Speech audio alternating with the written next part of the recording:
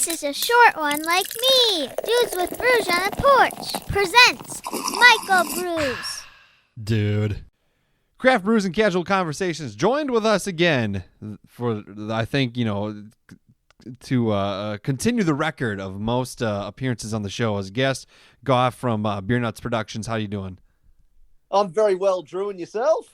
I'm doing all right. We were talking a little bit off mic, and shit, is stressful, but it's gonna be okay. I'll figure it out, and life will continue to. Well, I tell you what, Drew. Last night I went to the pub because I felt like I required a beer, and there's an Irish bar which I think I might have told you about that's near where I'm at, and they were running specials of, in Australian dollars, $8 pints of like Heineken and Kilkenny and a few other brews as well, which $8 would be about $6 US in my bad mathematics. And where I come from, that is like serious year 2000 kind of prices. So that was a good deal. So I ended up having a couple of tasty pints of Heineken last night. There you go. Sounds good. It's been a minute since I've had some Heineken, but hey, it's not a bad choice.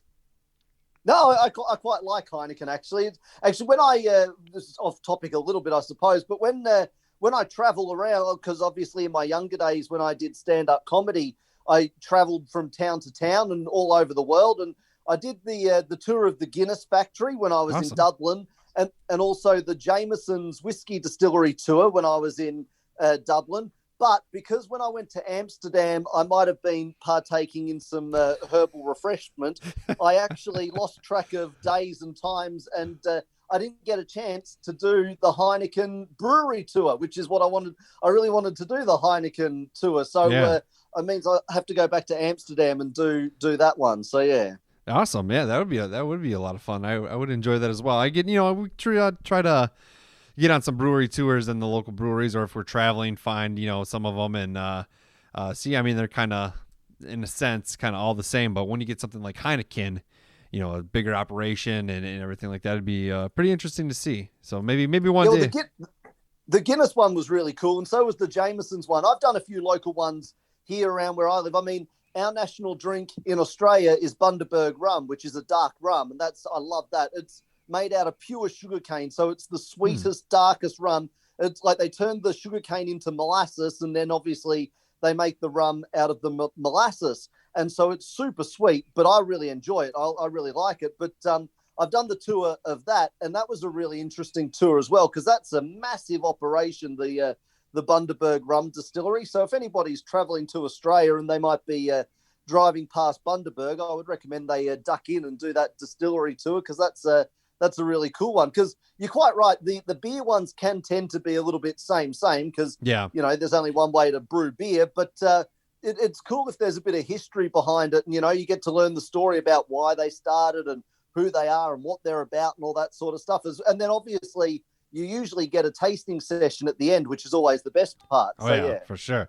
Yeah, that sounds like a lot of fun. I'll get that on the bucket list one day. I'd like to go to Amsterdam and see if it lives up to the hype, and I think it probably does.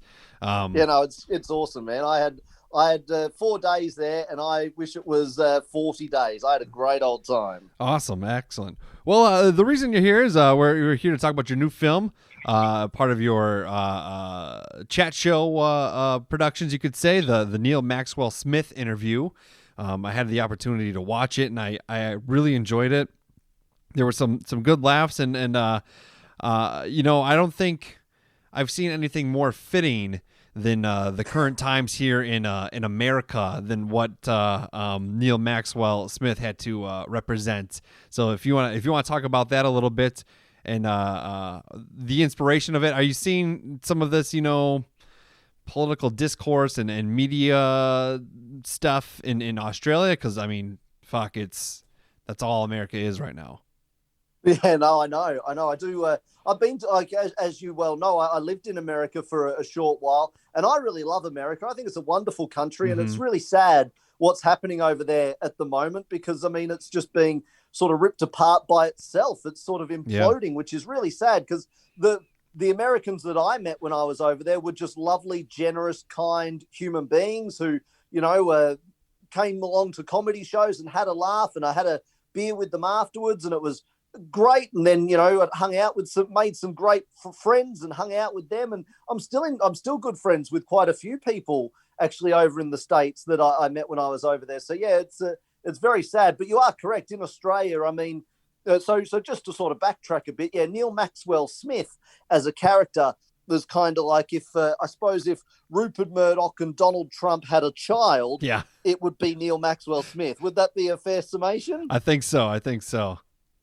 So that's sort of where I was going with that particular character. So essentially, he's a reasonably horrible human being, and so I just sort of rip into that kind of a attitude. So I obviously, as the interviewer, I interview him, and then obviously we meet some of his employees, and we chat to a few of his employees as well and get their take on this particular fellow. But yes, you're quite right. It's episode 10, and for the moment, probably the final, unless I get inspired to do an episode 11. But at the moment, we'll say it's the season finale of the Beernuts Productions chat show series. Yeah, that's pretty exciting. This is something you've been doing for a long time. Obviously, you've done 10 of them, and you've tapped into a lot of different things and personalities, and I've really enjoyed all the ones that I've seen. This one in particular, just that it was just so relatable to everything us Americans are seeing, like in the media. Half the time, it's just like these you have these important people in power, and they control kind of what you're talking about, what you see, and then you talk about this too, where it's like a story is relevant for the briefest of time, and I was just like, holy shit, yeah, that's very accurate, and it's just.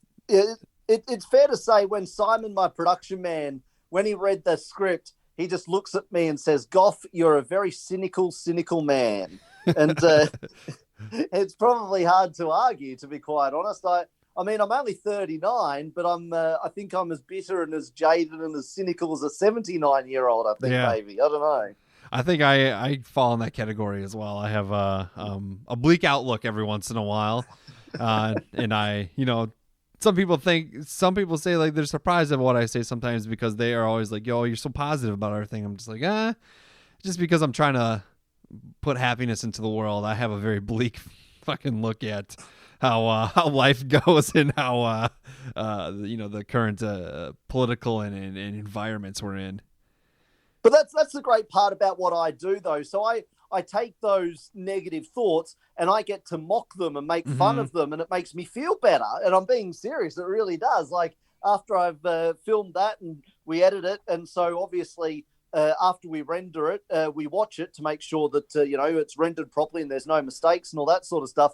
And it's cool then because I get to watch it back, and obviously I wrote it and performed in it, so I know what it's all about. But it's cool watching it back because I get to see something where someone's sticking it to the man, which I always enjoy, and it makes me feel better. So it's good that I've got the opportunity where I can make fun of these people and I can mock their terrible attitudes and sort of hopefully subtly point out how ridiculous they are and their attitude is and all that sort of stuff.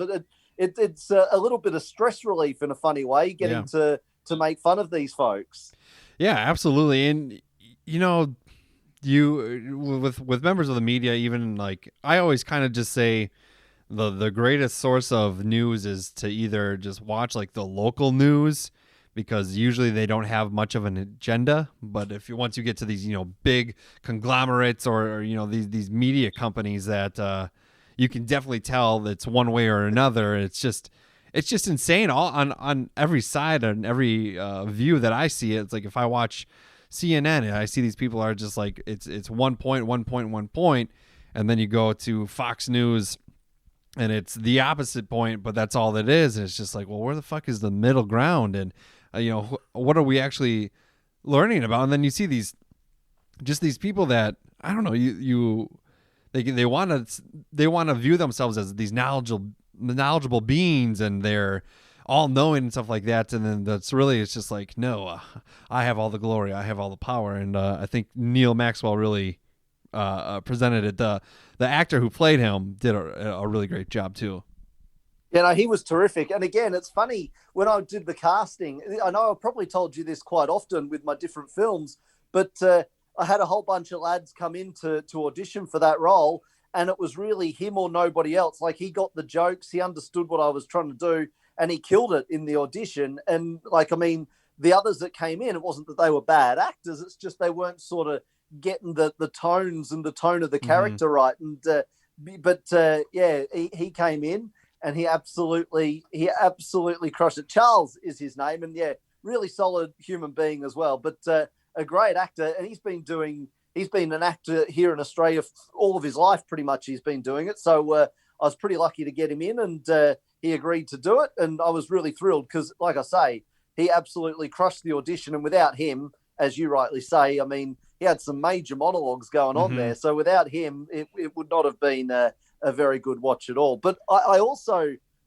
agree with you in regards to, and as you saw, the one thing in the news that really annoys me, which, you know, places like Fox News do a lot, is have the social commentators come in and present their opinions. So I wanted to have, in the interview, we also have a social commentator that you see very briefly. Yeah, that was a really funny one too. And then some of the even like the lines where it's just like, you know, when he wanted to jot down so it would, you know, be on his tombstone or in his biopic or something like that. I was just like, I feel like this is a conversation that really happens sometimes, and it was well, it is funny, Drew. Sometimes truth can be stranger than fiction. So for all we know, something this ridiculous, you know, where he calls in the receptionist to write down lines for his biopic, something that ridiculous, one of these, you know, media moguls out there might actually do something that ridiculous. I would say it's on the cards. Yeah, absolutely. There's one thing that he said that really related to me, and that was, you know, why are you tickling my feet when you know I don't like it? Because if there's one of like the things I hate most in life is being tickled, and it's I could relate to that so well. I was like, yes, it's horrible. Don't tickle me. Well, it's good to we all always learn something about you, don't we, Drew? When every time we listen to the podcast, we always learn something about you, and we've just learnt that you don't like having your feet tickled. Yeah, really any body part I don't like tickled unless it's, you know, in an exciting way. I'm glad you clarified that, because otherwise your missus would be outside going, well, that's it. No loving for Drew. He's done. Yeah, I'm done. Well, I am getting married next week Saturday, so you know. Oh, congratulations! We'll see what happens. Yeah, thank you. I look forward to it. It's gonna be a lot of fun. She's in the other room, so I can only say positive things right now. But it'll be good, man. It'll be good. Hopefully, how many? Just out of curiosity.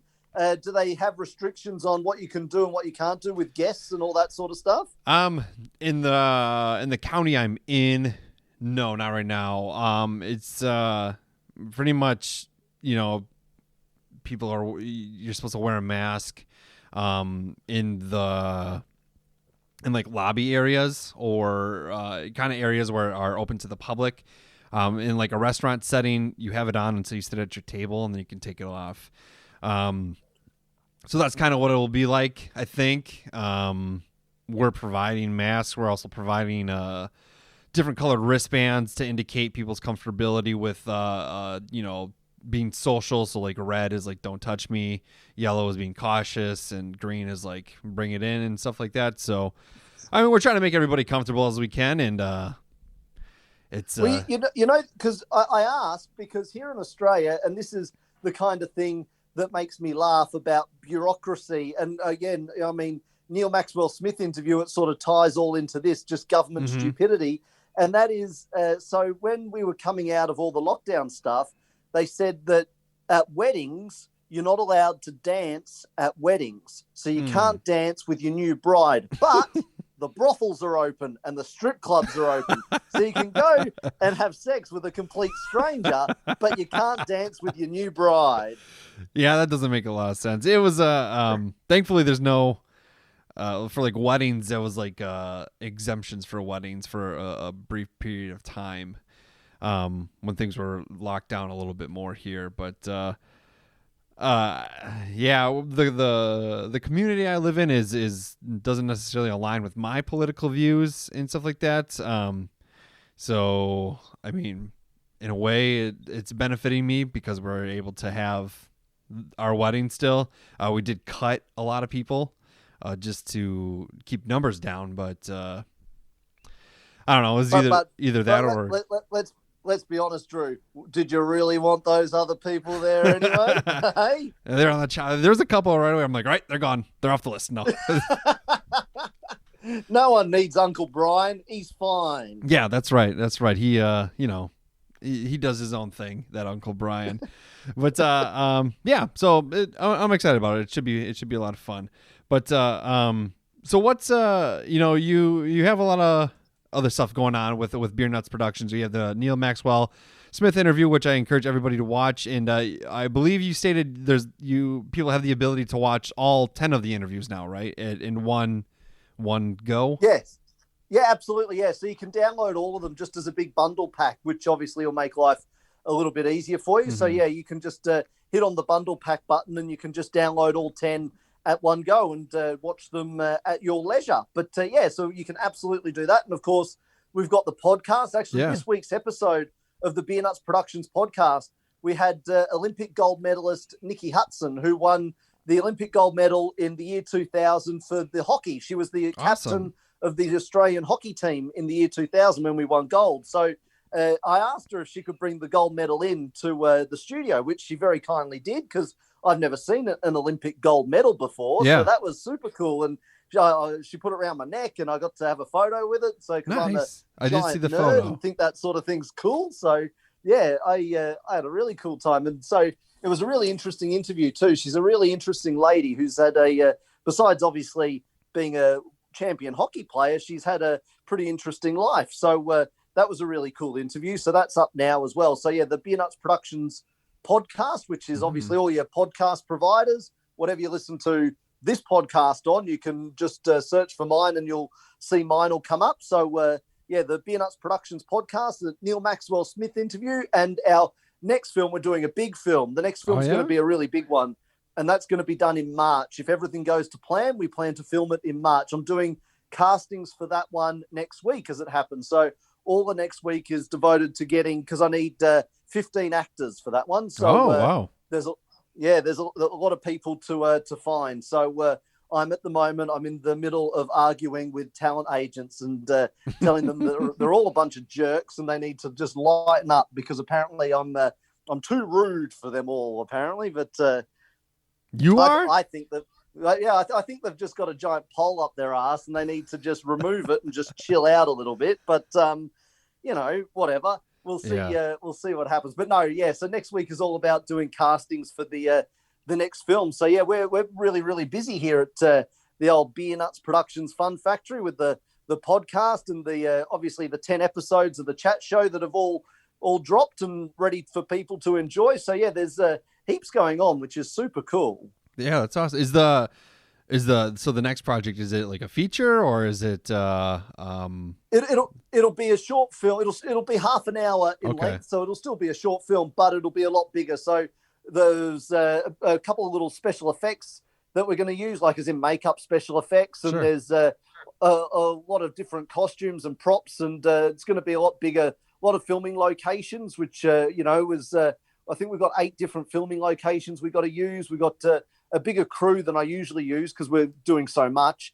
And then, yeah, like I say, there'll be 15 actors and a dog. I've got to find a dog. So, yeah, because the dog's got to be trained to just to sit and stay still. But for some dogs, that's very difficult. So I've got to find a dog as well. But I'm sure I'll be able to manage that. I'm going to contact a few dog schools and see what they can come up with. But yeah, so that's the funny thing too, Drew. I mean, when you're low budget like I am, you got to sort of think out of the box a little bit. So, I mean, like I say, the script requires that a dog is in one of the scenes. So I'm like, well, how am I going to find a dog? Because I don't own one. And, the other people that I do know who have dogs, the dogs are very misbehave and they're not very good. So I'm like, how am I going to find a dog? Because, I mean, there'd be I don't know if there's a talent agency for dogs. I don't know. But I think the easiest way would be to contact like a training school, a dog training school, and see if they can assist me with finding because obviously I'll pay the owner and all that sort of stuff. So but yeah, just seeing if they can assist me. So you got to, when you do these things, you got to sort of think out of the box a little bit. So yeah. Isn't there? I thought I saw one time. There was one monkey in Hollywood that's like, anytime you see a monkey in a commercial or a film or a TV show from a duration of time, it was this one monkey. I'm pretty sure he's dead now, but it was like he was a fucking high desirable monkey. So it's like, it's just amazing what you can find. So I definitely think there probably is a talent agency out there for dogs, for dog actors. And all they want is their kibbles and bits and all that. And but isn't that what we all want in life, think so. Drew? I think so. I have 2 dogs, but they do fall in the category in which I don't think they would be productive for your project. But hey, maybe if the podcasting thing doesn't work out for me, I can become a dog trainer, and then I'll be that guy. I'll just be like, I'll become successful through my dogs. Yeah. Well, I mean, that's the thing. I got to pay the owner, not the dog. So the owner's going to be making some coin. So well done them. Yeah, maybe we're on to something. That's maybe that's the next step. You have Beernuts Pooch Productions or something like that. You never know. But yeah, no. So there'll be because as I've told you before, usually there's about 12 weeks of pre-production, and this will be because I sort of started fiddling around trying to find, because the first thing I had to do was get the locations to make sure that we would have places to film, because otherwise there's no point filming if you can't film it there. So that was my first task. So I got all that sorted out, and then it was more about starting to get all the crew together, and now the cast and all that sort of stuff, and there'll be a bit of rehearsal with them, and there's a mountain of props and stuff I got to get as well, which is going to take forever, but that's okay. That's my job. So, so a lot to organise for this one. It's at the end of March we plan to film. So fingers crossed, everything goes to plan. But in the meantime, obviously there'll be a podcast dropping every week, and the 10 episodes of the chat show series are going to take folks a little bit of time to knock over. So there'll be enough there to keep people entertained while we're busy in the workshop. Yeah, absolutely. And I definitely recommend they listen to the podcast and watch the chat shows, because they're funny, and they're, like I said, I've been able to find relatable content within all of them that I've watched. So it's definitely, it's not too highbrow, it's not too lowbrow, it's right in the middle. It's got that good solid brow, and it's that one big monobrow right across the middle. Yeah, the unibrows. Those are some people look good. Was it Bert from Sesame Street? He rocked it. There you go. So you're comparing me to Bert from Sesame Street, which I like. I don't mind that at all. No, I really do like the stuff you put out, and I think like I always say, I always try to promote independent art, independent film, and I think you have done a really good job with it, especially with broadening like the horizons. You're not a one-trick pony. You do a lot of different things, and I think it's very admirable and inspiring to some folks. Oh, thank you very much. I really genuinely appreciate that. And look, at the end of the day, it is about, my job is about providing folks with a bit of light relief and entertainment, because like we said at the start of the interview, times are tough out there, and if I can give people a bit of a laugh and a bit of a smile with one of my projects, whether it be one of the audio downloads or one of the films or the chat show series, or even they find the podcast interesting, because that's sort of less comedy and more, interview. Yeah. So, so if I can give people a bit of a distraction for half an hour and, take them out of themselves so they can relax for a little bit, then that's fantastic. So yeah, I obviously encourage folks to hit up the Beernuts Productions website, which is just beernutsproductions.com, and have a click around and see what they'd like to view. Yeah, absolutely. And then once you get this next project done, have you started constructing the Anne Hathaway script? The Anne Hathaway script? Yeah, remember we've talked about this. I need a scene with Anne Hathaway in which we smooch. That's right. You have an unhealthy obsession with Anne Hathaway. I must say it had slipped my mind. I do sincerely apologise for that, right. but I will get onto that because Anne and I are obviously very tight. Yeah. And she's been begging me. Actually, she calls me up and says, "Goff, when can I do one of your projects?" I'm like, "Anne, would you just leave it alone? You're not, you got to audition. I can't just give you a role. You have to go through the proper processes." That's right. Chris Hemsworth. You know what I mean? So Right. you just got to settle down. And so I'll write something nice up, and then I'll get you. Obviously, you don't have to audition, of course, Drew. I know that you're solid, but Anne will, of course, need to audition, and then we'll. If she passes the audition, of course, then you're on. So good times coming. She actually, I saw an article, talking about like media stores and stuff like that. She recently said she doesn't like to be called Anne. It's Annie Hathaway. That's what she likes. But it's spelled Anne. I don't know. But it's like the one that makes me giggle, and it's because I know you've spoken to me a lot, so you've probably you probably know this anyway. And also the Neil Maxwell-Smith interview probably demonstrates this fully. But I don't like people who are pretentious. Don't like that kind of attitude. Not my thing, right? Mm-hmm. So the one that makes me giggle is Angelina Jolie, because really it's Angela Jolie. That's her name, not Angelina Jolie. It's spelled Angela Jolie. Yeah. It's what it is. So I think we should all create a movement to refer to her as Angela Jolie. Jolie. Because that would make me giggle. That's what that would do. Yeah, she does seem kind of crazy. I would have just gone with pretentious. Crazy might be going a bit far. She just seems like she has a healthy confidence in her own ability. Let's just put it like that. Tomb Raider. There's a couple of those, and she was in some other movies too. But yeah, awesome, man. Well, she's actually been out on the Gold Coast filming, where she's been out here quite often, actually. So they filmed Mr. and Mrs. Smith. The Brad Pitt film was filmed just minutes away from my house. And then the film that she directed, I think it was called Unbroken, about the Second World War. That was filmed just minutes away from my house as well. That's crazy. So is that a common thing? I know there's, various reasons to go places, but Australia, it's a hot spot.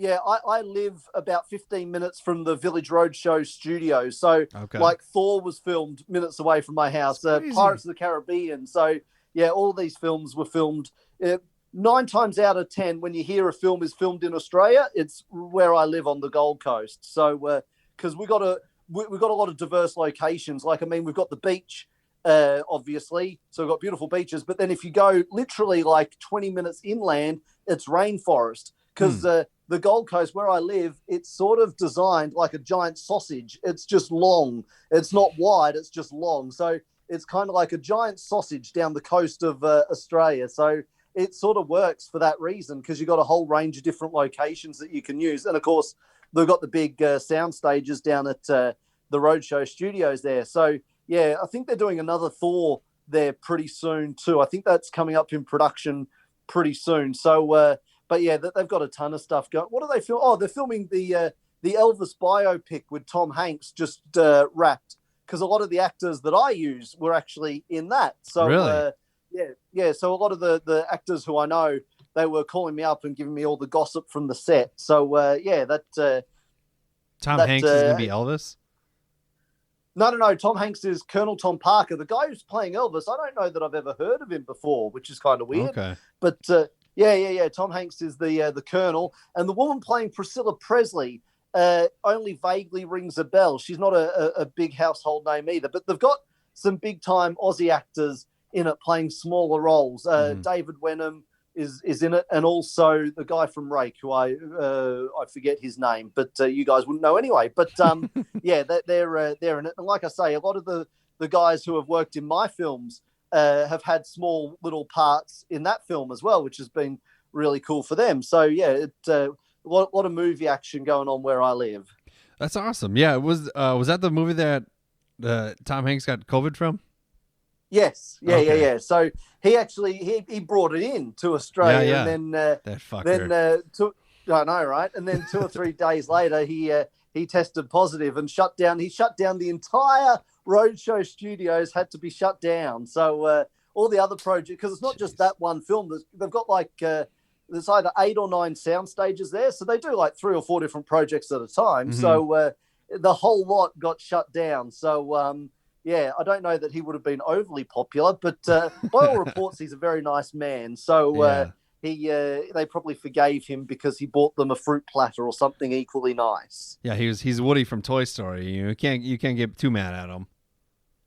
I did hear though, and I don't know, it was an interview with Billy Crystal, and it might have been on Conan. And Conan said, because I like Conan O'Brien, Me too. and Conan said, has there been any roles that you've ever turned down that you've regretted? And he said, yes, Woody from Toy Story. I was offered that. And I said, I didn't understand the concept of how they were going to animate it. It didn't make sense to me. So I said, no, that's just stupid. And then they gave it to Tom Hanks, and he's made $1 gajillion. So, yeah, originally that was going to be Billy Crystal. Weird. I mean, he came back and did Mike Wazowski, and he did great. So, I don't know. Interesting indeed. Yeah, he said the concept of how they were going to animate it, he didn't understand. He couldn't grasp what they were doing. And so he just said, nah, it all sounds a bit stupid and far-fetched, so don't worry about it, I'll just do something else. I mean, that movie came out in the 90s. Yeah. I was just a wee lad, back in the day, and then I was like, to the point, I was so young that I was kind of convinced at the end. I was like, maybe my toys do come to life. I'm going to catch one of those guys, and never did. If you close your eyes and open them real quick, you might catch them out. Yeah, though sometimes every once in a while you would hear like funny, weird noises from people's drawers, and I asked what it was, and they're like, "Oh, it's a toy," and I'm like, "Oh," but I never got to see it. So maybe they do come to life. Well, maybe. You don't know. You should check your kid's room from time to time. It wasn't in my kid's room. It was some parents' rooms. No, just kidding. But yeah, man. What's that buzzing noise coming out of your sock drawer? Never mind, Dad. Never mind. Oh, that's your Buzz Lightyear. I got it. Okay, all right. It's their lightsaber. The innuendos can go on forever. They sure can. And they should, I think. But I agree. I've made a career out of it. Yeah, absolutely. And it's a great career too, and a lot of great content like we've talked about before. The Neil Maxwell-Smith interview available now, beernutsproductions.com, along with all the other great projects that Goff and has put together. He has carpal tunnel now from all the typing and writing he does, but it's a good carpal tunnel. It's a beneficial carpal tunnel. It's worth it. Exactly. That's what I was trying to say. And that's why you're the writer, because you say the things that people think but can't say. I put it from the brain to the fingers. That's right. That's, very talented. I like it. Well, thank you as always, Drew. I really do appreciate your support. I genuinely do. It's always fun chatting with you as well. So, I really appreciate it. And obviously, I echo your comments. Hopefully, folks head up to the Beernuts Productions website and enjoy all of our content. Yeah, absolutely. All right, man. Well, thank you so much for hopping back on, and I look forward to talking again soon. Absolutely. Thank you so much, Drew. Pew pew audio. Goodbye, everyone.